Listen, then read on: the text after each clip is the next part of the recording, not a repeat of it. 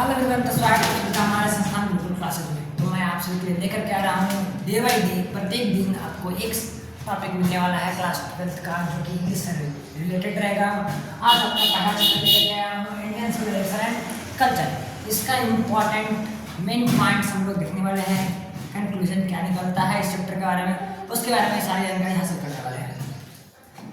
तो चलिए हम लोग शुरू करते हैं। सबसे पहले आपका इस टॉपिक में चैप्टर का नाम है इंडियन सिविलाइजेशन एंड कल्चर। ठीक है, क्या है आपका नाम? Indian civilisation and culture topic का नाम है।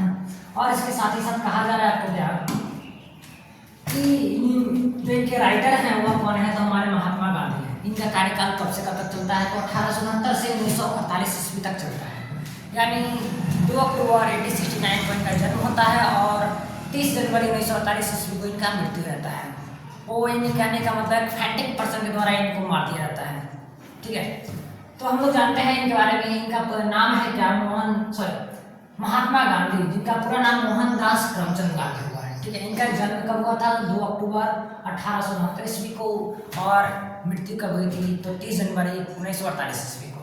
बात कर लेते हैं अब हम लोग इनको और क्या नाम से जाना जाता है इनको। तो हम लोग कहते हैं प्यार से ही is known as the father of nation और बापू।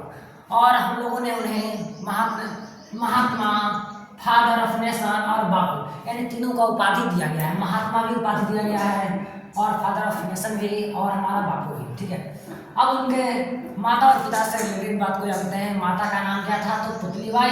और पिता का नाम क्या था? तो कस्तूरबा गांधी। ठीक है, अब इन्होंने का एक काम किया कि यहाँ से 1893 ईस्वी में चले गए और वहाँ से रिटर्न आते हैं कब? तो 1915 ईस्वी में। और 1915 से 1948 तक का जो सेशन चला ना, वो पूरे के पूरे भारत के लिए समर्पित कर दिए। ठीक है, तो और 1915 में वापस आए साउथ अफ्रीका से और 1917 में फिर से चंपारण गए और 1915 से 1948 तक का समय इनके लिए समर्पित हुआ। तो पूरी तरह से कम्प्लीटली भारत के पॉलिटिक्स के लिए।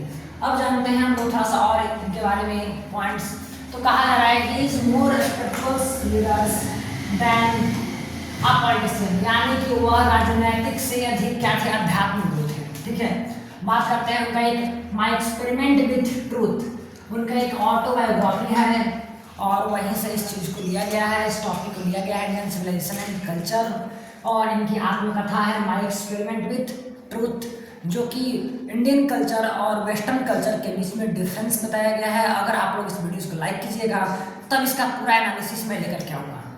अब आगे है he wrote numerous articles for young India, और इन्होंने भारत के लोगों के लिए कई सारे आर्टिकल्स लिखे।